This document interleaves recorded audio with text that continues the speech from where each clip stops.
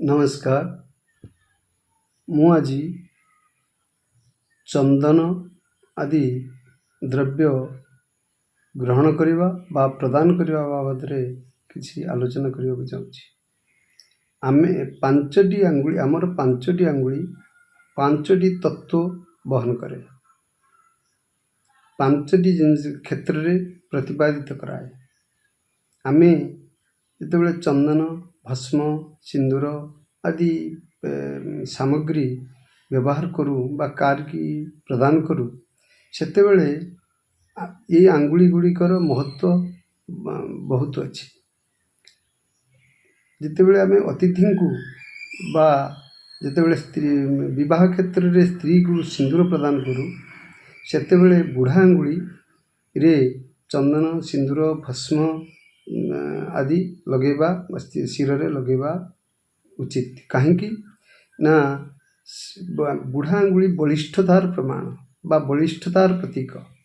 तेणु जितेबाला सिंदूर बा चंदन भस्म आदि आम क्या दौं सेतेबेले तार बलिष्ठता प्रतिपादित हो वैशिष्टता प्रतिपादित हो से क्षेत्र में तार उज्ज्वल कामना करी बा अतिथिंकर श्रेष्ठता प्रतिपादित करी बलिष्ठ आंगुली रे बुढ़ा आंगुली रे आमे तिलक दे थाऊँ बा चंदन दे थाऊँ बा भस्म दे थाऊँ।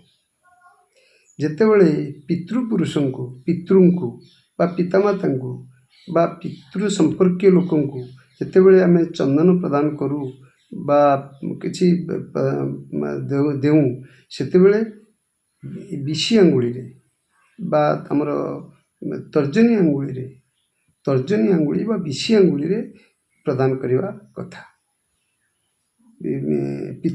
पितृंकर आंगुली जितेबाला आमे श्राद्ध दियंती बा किसी पितृं को दियंती बुढ़ा आंगुली आ विशी आंगुली मझिरे संप्रदान करा जाय थाए। तेणु पितृंकर आंगुली होची विशी आंगुली।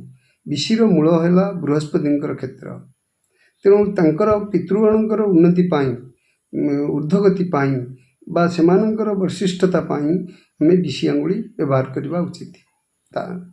से भली जिते निजकू आमे निज मथारे बा देहरे तिलक चंदन बा सिंदूर बा भस्म जितेबेले जहाँ दौं सेतेबेले सबुठारु डेंगा बा उच्च आंगुली है मझी आंगुली।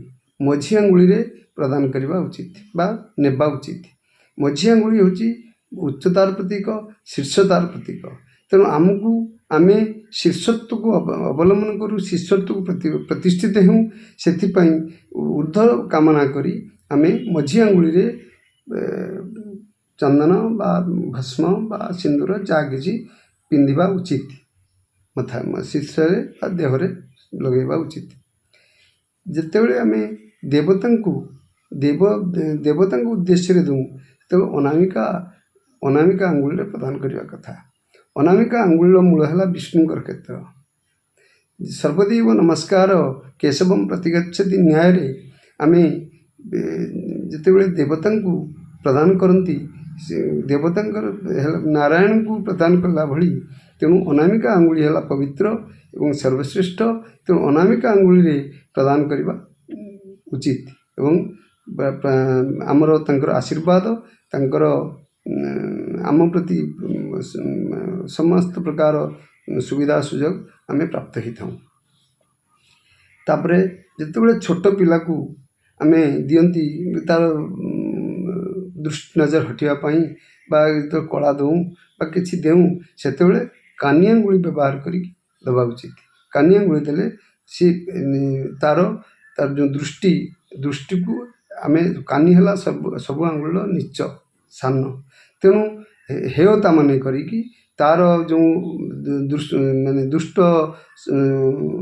शरीर बा दुष्ट चिंताधारा बा दुष्ट प्रकृति विनाश पाई आमे कौन करती ना कानी आंगुली छोट पिलांक मथारे आमे कला मारती बा किसी दे थांती चंदन हो कला हो बा जहाँ किसी आमे दियंती से दुष्ट शक्तिर विनाश पाई बा दृष्टि नजर हटिया पाई ये छोट पिलांकु कानी आंगुली दबा उचित।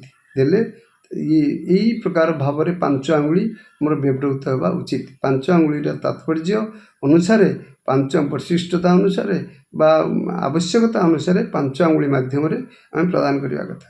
କିନ୍ତୁ ୟା ଅନେକ ଅଂଶରେ ଦେଖାଯାଉଛି ଯିଏ ଯେମିତି ପାରୁଛି ଯେଉଁ ଆଙ୍ଗୁଳି ସେଇ ଆଙ୍ଗୁଳିରେ ଦେଉଛି, ବିଭିନ୍ନ ମତବ୍ୟକ୍ତ କରାଯାଉଛି। କିନ୍ତୁ ଏଟା ଠିକ୍ ନୁହେଁ।